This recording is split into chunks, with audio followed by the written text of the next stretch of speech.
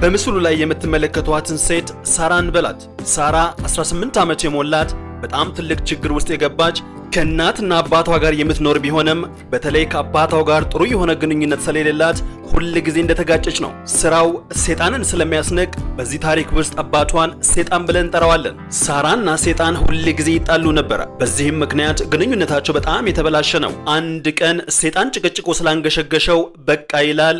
አስፈሪ እቅድ ይዞ ይመጣል። በዚያው ቀን ከቤታቸው ስር ከምድር በታች እየሰራ ባለው በር ላይ እንድታግዘው ይጠይቃታል። እሷም እሺታዋን በመግለጽ ተከትለው ወደ ታችኛው ቤት ትወርዳለች። እታች ቤት እንደደረሱም በድንገት ይይዛትና ኬሚካል በነካ ፎጣ ፊቷን ይሸፍናል። ሳራም ወዲያውኑ ራሷን ትስታለች። ከሰዓታት በኋላ ሳራ ስትነቃ ራሷን ከመሬት በታች ባለ አንድ ትንሽ ክፍል ውስጥ ተቆልፎባት ታገኛለች። ሰይጣን ራሱን ከአደጋ ለመከላከል ለብዙ ዓመታት ይህንን ክፍል ወደ ቦምብ መጠለያ ለመቀየር እየሰራ ነበር። ይህ ክፍል በጣም ወደ ውስጥ የገባና ብዙ ክፍሎች ያሉት ሲሆን ከነዚህ ክፍሎች በአንዱ ውስጥ የመጽሐፍ መደርደሪያ አለ። ከዚህ መደርደሪያ በስተጀርባ ደግሞ ምስጢራዊ ክፍል አለ። ታዲያ በዚህ ምስጢራዊ ክፍል ነው ሳራ ተቆልፎባት የሚገኘው። በምንም አይነት መልኩም የምታመልጥበት መንገድ የለም። አንድ ቀን ሰይጣን ልጁን ለመመልከት ከላይ ወደ ታችኛው ቤት ይወርዳል። እሷም ለምን እዚህ ቆልፋ አስቀመጥከኝ? እባክህ አስወጣኝ ትለዋለች። ሰይጣን ግን አይሆንም በማለት እዚያው ትቷት ይሄዳል። ሳራ የተቆለፈባት ክፍል ትንሽ ቢሆንም ለመኖር አመቺ የሆነ ምግብ ቤት፣ መታጠቢያና 2 መኝታ ቤት ያሉት ነው። በዚህ ጊዜ እናቷ ልጇ እንደጠፋች በፍጥነት ታስተውላለች። ሰይጣንን ሳራ የታለች ብላም ትጠይቃለች።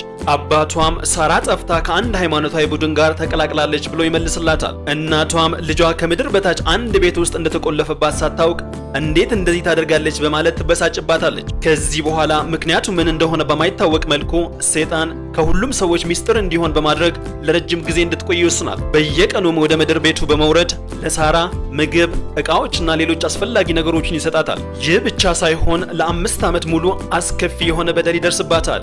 ከዚህም በኋላ ቢሆን ሊለቃትም ፍቃደኛ አልነበረም። በዚህ ጊዜ ግን ሰይጣን እጅግ አስከፊ ነገር ስለፈጸመባት ሳራ ትጸንሳለች። በዚያው በትንሿ በምስጢራዊ ቤት ትወልዳለች። እንድትወጣ ስላልፈቀደላትም ልጇን እዛው ታሳድጋለች። ከ1 ዓመት በኋላም ሌላ ልጅ ትጸንሳለች። ሁለተኛውንም ልጅ ከወለደች በኋላ ሁለቱንም እዛው ቤት ማሳደግ ትጀምራለች። ከዚህ በኋላ ለጥቂት ዓመታት ከቀጠሉ በኋላ ለሶስተኛ ጊዜ ትጸንሳለች። ነገር ግን ሰይጣን ሶስተኛውን ልጅ ወደ ላይኛው ቤት ሊወስደው ስለወሰነ ሕፃኑን በራሱ ደጅ ላይ በመተው ለባለቤቱ የውሸት ታሪክ ይነግራታል። ልጃቸው ሳራ ከወለደችው በኋላ ልጇን ማሳደግ ስላልፈለገች ሕፃኑን ለመተው ብቻ ተመልሳ እንደመጣች ይነግራታል። እናትም ታሪኩን በማመን ልጁን አሳድገዋለሁ በማለት ትቀበላለች።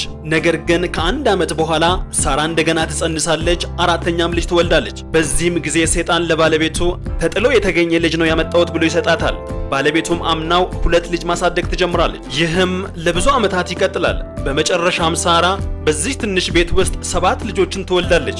ነገር ግን ከነሱ አንዱ በምጥ ጊዜ ስለሞተ 6 ልጆች ይቀራሉ። ከነዚህም 3ቱን ሰይጣን ባለቤቱን በውሸት በማሳመን ከነሱ ጋር ሲያሳድጓቸው፣ 3ቱ ደግሞ ከእናታቸው ጋር ከምድር በታች ተቆልፎባቸው ይኖራሉ።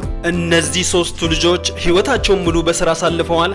አንድ ቀንም ቢሆን ወደ ውጭ ወጥተው አያውቁም። ከ3ቱ ታላቂቱ 19 ዓመት የሞላት ሲሆን እስካሁን ፀሐይን እንኳን አላየችም። አንድ ቀንም ይቺ 19 ዓመት የሞላት ልጅ በጣም ትታመማለች። ሰይጣን እነሱን ለመመልከት ወደ ታችኛው ቤት በሚመጣበት ጊዜ እናቷ እባክህ ወደ ሆስፒታል ውሰዳት ብላ ትለምነዋለች። ከብዙም ልመና በኋላ በመጨረሻ ይስማማል። ሰይጣን በድብቅ ከታችኛው ቤት ካስወጣት በኋላ ለሕክምና ወደ ሆስፒታል ይወስዳታል።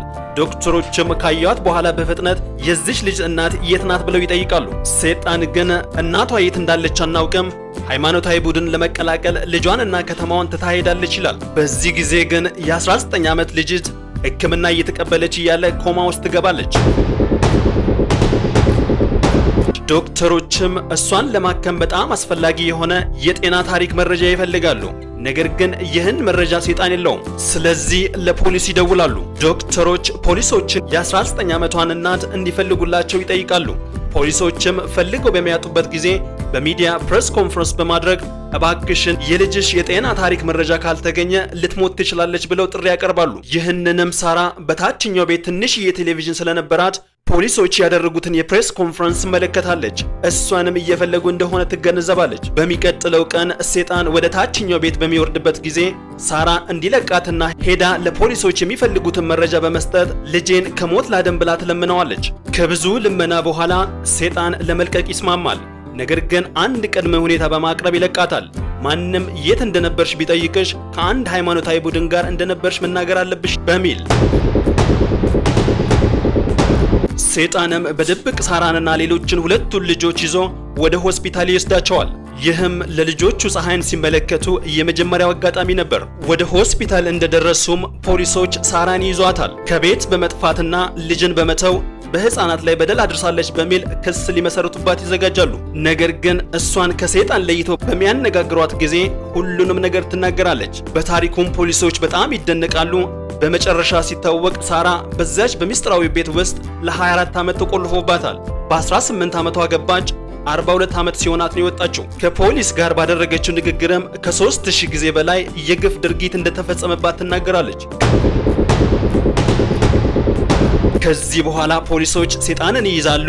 የተፈጠረውን ሁሉንም ያምናል። ፍርድ ቤት ቀርቦም የዕድሜ ልክ እስራት በስነ አእምሮ እስር ቤት እንዲያሳልፍ ይፈረድበታል። መልካም የሚባለው ዜና ግን የ19 ዓመቷ ልጅ በመጨረሻ ከኮማ በመንቃት ትተርፋለች።